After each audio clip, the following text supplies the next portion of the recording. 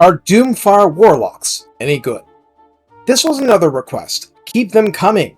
The take on these seems to be, cool unit, but I've never actually used them. Well, I have. I played Marathi a lot back in Warhammer 2 when she was, actually a challenge. I jest. Slightly. Anyway, let's bring some Doom! Please like, subscribe, comment, and consider donating excess gold from your mining camps to my Ko-Fi page, where I can put it to good use. Thanks! Doomfire Warlocks come with 60 models in Ultra and cost 1200 gold to recruit, 300 upkeep to maintain. This is already an uphill battle for us because you're looking at that and asking, how? How can I afford this? I mean, yes, elven rosters, but still.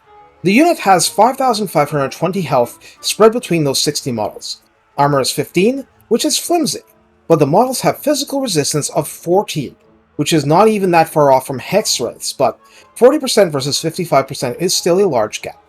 Leadership is 65, which isn't bad at all, and speed is 92, placing this into that unenvied slot as elite light cavalry, but we'll work with that. Melee attack is 32 default, and the Doomfire Warlock's attacks are magical attack and also inflict poison. Both parts are very important.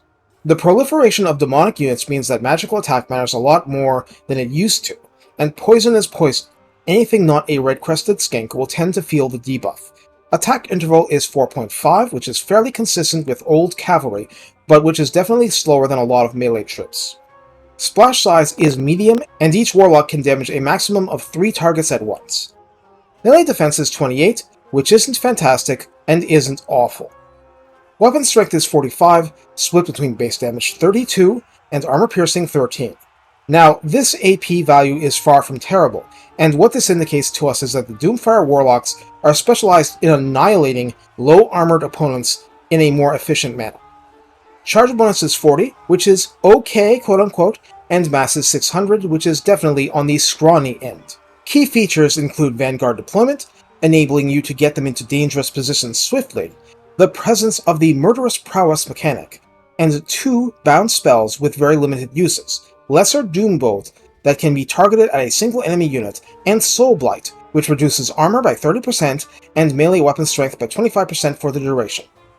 As in, you can cast either of these spells without expending Winds of Magic, so no matter how awful your wind situation, they can contribute something.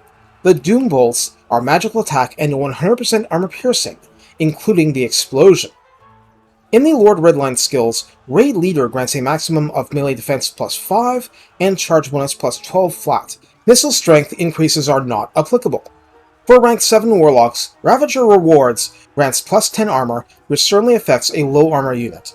Speed plus 10%, and range plus 15%, but that doesn't affect Doomfire Warlocks, boo! So I'm sure at this point you're wondering what the point is, if the base stats aren't anything more and the redline skills are so muddled with missile cavalry help. Well, let's take a look at the tech tree, shall we? Hit and Run adds plus 10% speed to Doomfire Warlocks as well as Shades and Dark Riders, and plus 10% weapon strength for the same. Once again, there's an important missile-related tech, reload reduction, but the Warlocks don't benefit. Okay, moving on. Exotic Beast Hide Armor adds plus 10 armor straight up. This is useful, and remember, 40 physical resistance is on top of any help armor gives you. Hunt Outlaws gives a minus 5% to upkeep and recruitment cost. It's not wasted when both are kind of high in this case. Hardship and Cruelty adds melee defense plus 5 for Warlock units along with benefits for heroes and lords. Masters of Murder adds plus 5 melee attack for Warlocks along with benefits for heroes and lords. They just throw this in as an extra, huh? Study the Chaos Wastes adds plus 2 recruit rank for fresh Warlocks and adds 10% ward save.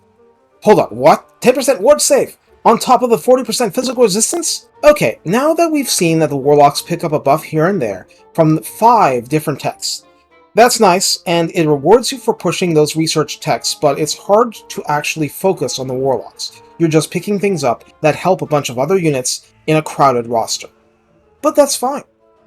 How do we use the Warlocks? That's the crux of the video.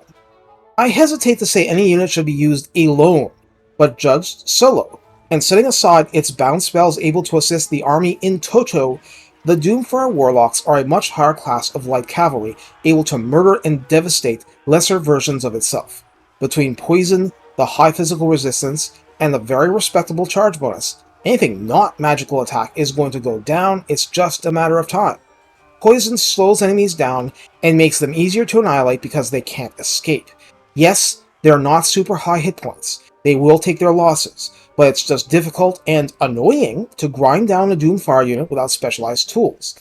Absent those tools, the Warlocks can just hit and run, cycle charge, prey on the weak units, ignore a certain degree of gunfire and crossbow volleys, and wreck the artillery, and so on and so forth. Judged as the hammer to a main army's anvil, honestly they're okay, but they're not the most typical stay-and-fight cavalry. As a hammer, yes, they poison debuff and they're wonderful at shredding demonic infantry in Warhammer 3, but without the charge bonus they feel insufficient. Now, as the fast component of a mobile goon squad, oh boy.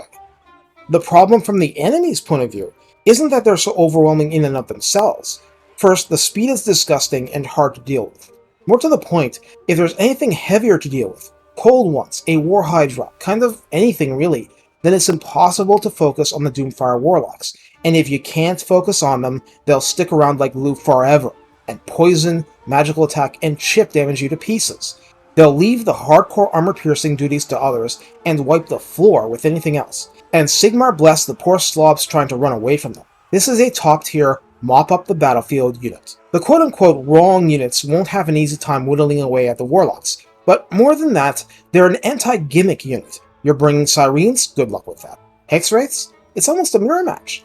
Daemonettes? Oh, they're gonna have such a bad time. Pink Horrors? Oh, they'll get in a few hits in before screaming and fleeing back to the realms of chaos. In other words, the Doomfire Warlocks are a rain-on-your-parade kind of unit, dealing with multiple annoyances you can't be bothered to have your elite, armor-piercing units deal with. And at this kind of hoof speed, you're making that your enemy's problem, not yours. Just remember that they're still pretty lightweight. They're just lightweight with a sharp, poisonous sting. Take care, and have fun adding 200 kills from just running down broken infantry units. They're kills on paper only. You're actually recruiting them for your gold mines. Profit!